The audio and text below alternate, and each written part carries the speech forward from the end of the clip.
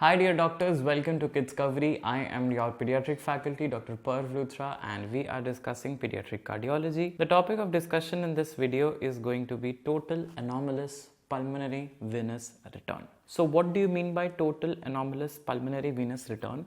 See, we'll talk about the pulmonary venous return first of all. So in pulmonary venous return, if you see that the pulmonary veins are going to come and they are going to drain into your left atrium. Okay, they are going to drain where? They are going to drain in the left atrium. But what happens? There is a total anomalous pulmonary venous return. Anomalous. Now, anomalous pulmonary venous return means that now rather than going directly into the atria, there is a connection between the veins. For example, in the supracardiac TAPVR, in the supracardiac total anomalous pulmonary venous return, the connection is between. So next, in the cardiac, the pulmonary veins are connected to the part of your coronary sinus. Okay, the part of your coronary sinus, and then of course directly into the right atria. Whereas in infracardiac, the pulmonary veins are connected to your IVC. Infracardiac, the pulmonary veins are connected to your IVC. So coming on to the most important parts, please understand, in any of these conditions, what is important is that there is a cyanotic congenital heart disease. Cyanotic congenital heart disease. Why cyanotic congenital heart disease? Because the pulmonary veins which are connecting the oxygenated blood, they are not going to your left side, which is supposed to supply the oxygen to entire of your body, rather than they are entering into SVC, IVC, or into the right atrium. So it is going, the coronary sinus. So that's how it is going to the right side, and right side is having the deoxygenated blood. So in nutshell, whatever the blood is going to the body is a mixed blood. There's a huge component of deoxygenation in it. That's why it's a cyanotic heart disease. So what happens is that all the four pulmonary veins are going to drain into the systemic venous circulation instead of going into the left atrium. All right, and in order to survive,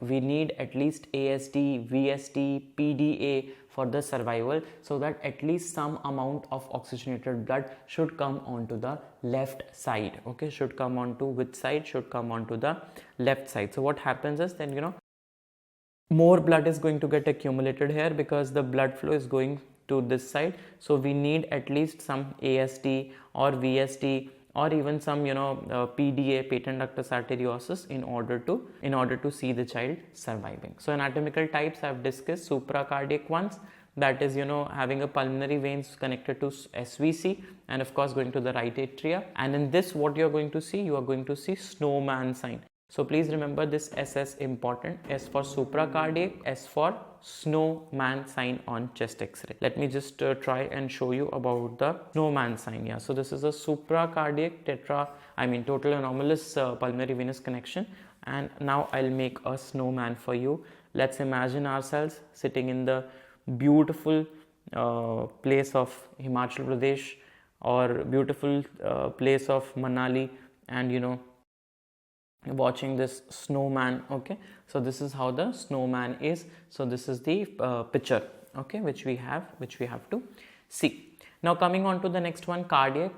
We have which the pulmonary veins are going to drain in the coronary sinus, and then they are going to drain directly into the right atrium. Then we have got infracardiac, where the pulmonary veins go into the IVC, or it may even go into the portal vein, or even go into the hepatic vein. All right, so these things are going to be there. So what happens is that all oxygenated pulmonary venous blood is going to mix with the systemic venous blood and responsible for causing cyanosis. Now what we have to keep in mind that there are two types of total anomalous pulmonary venous return. One is going to be unobstructed. Now unobstructed means that there is increased pulmonary blood flow. Please understand, then unobstructed means that there is increased pulmonary blood flow which is going to be there. So the right atrium and the right ventricles are going to dilate, and because they are dilating, they are showing the dilatation, what is going to happen? The left to right shunt is going to be there. All right, can you understand this? There is increased pulmonary blood flow. The pulmonary blood flow is increased in unobstructed total anomalous pulmonary venous return. But what happens in obstructed one? what happens in obstructed one? There is a pulmonary venous congestion which is going to be there. There will be a pulmonary edema that is going to be there, and because of this pulmonary edema there will be severe pulmonary hypertension which is going to develop in total anomalous pulmonary venous return.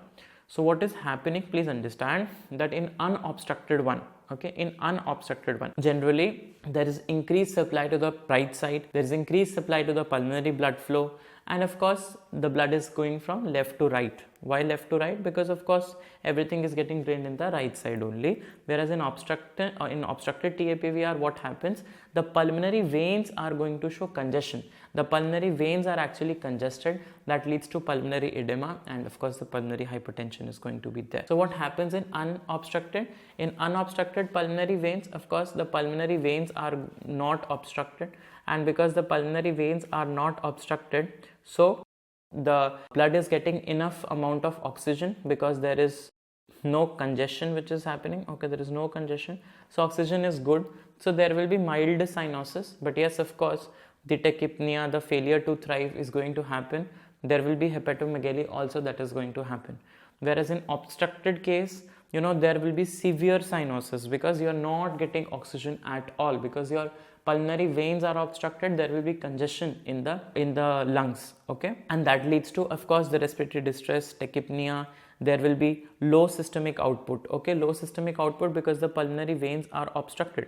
And because the pulmonary veins are obstructed, what you have to remember is that there will be a condition of shock, there will be condition of cool extremities. Why? Because the pulmonary veins are obstructed, of course that leads to decrease in the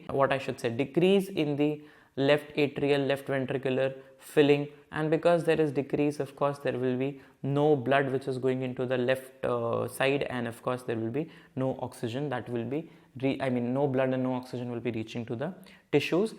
It actually mimics the neonatal respiratory distress syndrome. Okay, so what is going to be there in unobstructed and what is going to be there in obstructed? See, obstructed is going to show you weak pulses and hypertension, because I have told you that less blood is going to exit from the left side. All right, easy. What happens in unobstructed? Please understand, there will be a systolic ejection murmur, increase in the pulmonary flow.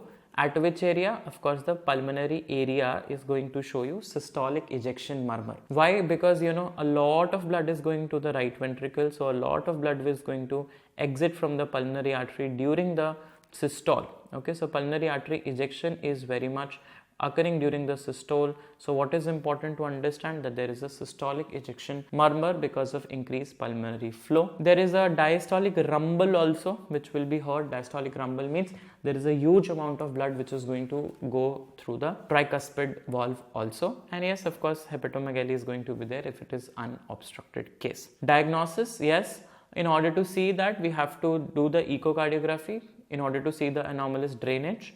Chest X-ray for supracardiac TAPVC shows snowman or a figure of 8. So snowman is also like that, figure of 8 is also like that. You will tell me now that inverted 3 sign. Okay, please type in the comment section below, inverted 3 sign is seen in. Okay, so inverted 3 sign is seen in what? So you will tell me about that. Coming on to ECG. So of course a right side is going to get a lot of blood, so there will be right atrial enlargement and right ventricular hypertrophy. So ECG is going to be show this, and of course angiography is gold standard, but actually it's rarely done. Okay, now what is the complication? Pulmonary hypertension, pulmonary congestion, right-sided heart failure, and death can occur. See, if it's untreated, 80% of mortality has been noted in this. So this is the angiography pictures. Okay, so you can just look at it, the angiography, and not much details are required for angiography. Just see this angiography and that's more than sufficient. Okay, snowman shape I have already told you, this diagram we have discussed, and this brings me to the end of the topic of extremely important congenital abnormality, and that is total anomalous pulmonary venous connections. So the take home message is that you also, while making the connections, please be very wise. Don't make the anomalous connections and regret later on. Thank you so much. God bless you.